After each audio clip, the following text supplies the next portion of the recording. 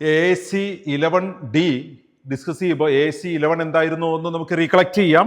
The preventive and promotive health services are provided in a safe, collaborative and consistent manor.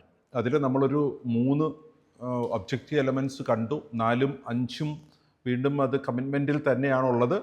AAC11D ഇങ്ങനെയാണ് explain ചെയ്യുന്നത്: evidence based and contextual paediatric and adult immunisation shall be advised wherever applicable. നമ്മൾ allopathic ട്രീറ്റ്മെൻറ്റിനാണ് നമ്മുടെ hospital open ചെയ്തിട്ടുള്ളത്. Allopathic ട്രീറ്റ്മെൻറ്റിന് യൂണിവേഴ്സലായിട്ട് തന്നെ ഒരു ഇമ്മ്യൂണൈസേഷൻ പ്രോഗ്രാം ഉണ്ട്. ഓരോ different special category of treatment mechanisms ഉണ്ട്. അതിനെല്ലാം സെപ്പറേറ്റ് പഠന വിഭാഗങ്ങളുണ്ട്. അവിടെ അതിൻ്റേതായ മെത്തേഡുകൾ ഒരു പ്രിവെൻഷൻ ഓഫ് ഡിസീസിനുണ്ട്. നമുക്ക് അലോപ്പതിയിലേക്ക് എത്തുമ്പോൾ കൃത്യമായ യൂണിവേഴ്സൽ ഇമ്മ്യൂണൈസേഷൻ പ്രോഗ്രാംസ് ഉണ്ട്.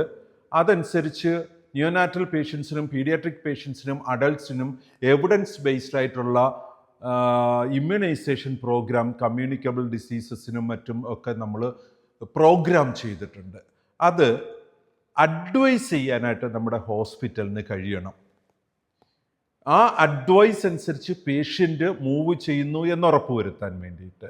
സോ AAC11Dയിൽ നമുക്ക് ഒരു സാന്ദർഭികമായിട്ട് വ്യത്യസ്തങ്ങളായ ഇമ്മ്യൂണൈസേഷൻ പ്രോഗ്രാമുകളെ ഒരുമിച്ച് കൊണ്ടുവന്ന് ഒരു പേഷ്യൻറ്റിൻ്റെ ഏജ് കാറ്റഗറി അനുസരിച്ച് അവർക്ക് അഡ്വൈസ് ചെയ്യുന്നതിന്, ഒരു കുഞ്ഞ് ജനിച്ച ഉടൻ നമ്മുടെ ഹോസ്പിറ്റൽ അഡ്വൈസ് ചെയ്യുന്നത് അയാളുടെ ഡിഫറെൻ്റ് ഏജസിലേക്കുള്ള ഇമ്മ്യൂണൈസേഷൻ പ്രോഗ്രാംസ് ആയിരിക്കും. അതിന് നമുക്ക് ഇമ്മ്യൂണൈസേഷൻ ഷെഡ്യൂളർ എന്ന് പറഞ്ഞ് ഗ്രേപ്സ് IDMRൽ ഒരു ഓപ്ഷൻ ഉണ്ട്. ആ ഓപ്ഷൻ കൃത്യമായിട്ട് ഓട്ടോമേറ്റഡ് ഷെഡ്യൂൾസ് തരുന്നുണ്ടാവും. അതിൽ തന്നെ മാനുവൽ ഷെഡ്യൂൾസ് കൊടുക്കാനുള്ള ഓപ്ഷനും ഉണ്ട്. സോ അതുപോലെ തന്നെ ഒരു അഡൾട്ടിന് കൊടുക്കുമ്പോൾ നമുക്ക് നമ്മുടെ ഇന്നത്തെ കണ്ടീഷൻസ് അനുസരിച്ച് എന്തിനൊക്കെ പ്രിവെൻഷൻസ് ഈ അഡൾട്ടിന് വേണമെന്ന് ഡിസൈഡ് ചെയ്ത് അഡ്വൈസ് ചെയ്യാൻ നമ്മുടെ ഹോസ്പിറ്റലിന് കഴിയണം.